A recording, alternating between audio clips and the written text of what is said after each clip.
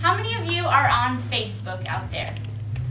Maybe you're one of those people that always show up in my newsfeed because you become a fan of 37 new things every single day. I saw a group the other day called I Love Waking Up to Unread Text Messages. You know, I decided that I needed to become a fan. You know, you wake up in the morning, you roll over, you pick up your cell phone, it says one new text, and you're like, yes, I have friends!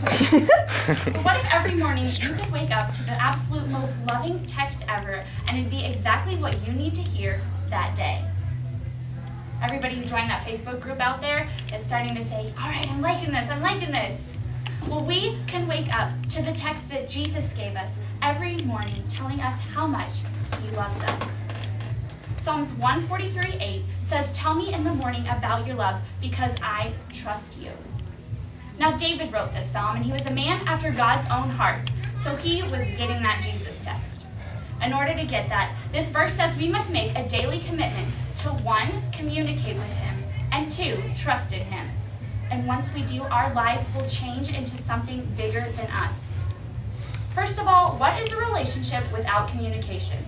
We have cell phones, MySpace, Facebook, Twitter. Our world is centered around communicating with those around us.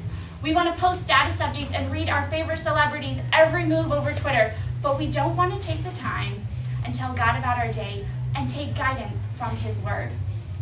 Relationships need communications to succeed, and God made it easy for us. Psalm 119:147 says, I rise before dawn and cry for help. I have put my hope in your word. Prayer and Bible reading are our social networks to God. A simple prayer is all it takes to talk to the one who cares about every single thing in your life. And he made an entire book of speaking back to us. Yet we rely more on this text than this text to make our plans. We need to get our priorities straight. Second, we can never have a relationship without putting our trust in God. There was once a tightrope walker who said he was going to walk a rope stretched across Niagara Falls. So he asked his fans, who thinks I can walk across this rope? And they're like, yes, yes, we believe it. And then he said, who thinks I can roll this wheelbarrow across while I'm walking on the rope? And again, they were like, yes, yes, we believe it. And then he said, who wants to get in the wheelbarrow? We can say we trust God all we want, but it is not until we get into God's wheelbarrow that we are fully trusting in him. Proverbs 3:5 says, trust in the Lord with all your heart and lean not on your own understanding. When we trust God to take us through our situations in his wheelbarrow, no matter if it makes sense to us or not, we switch from the losing team to the winning team. It'll be like playing for the New York Yankees. David did it. He fought 18 wars and won 18 victories. On God's winning team, David was batting 1,000.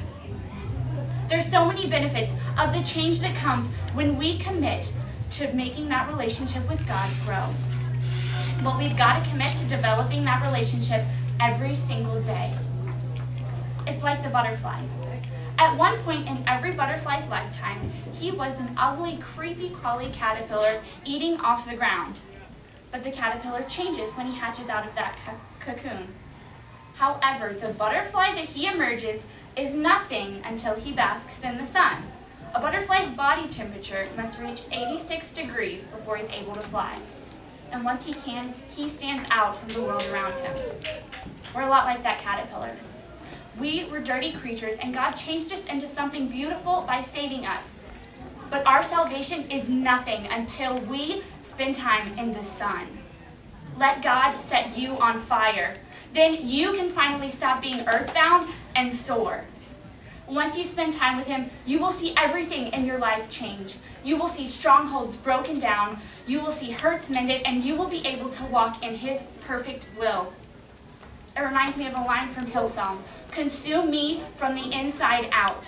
When we get our hearts in line with God's, like David did, every single thing about our lives change.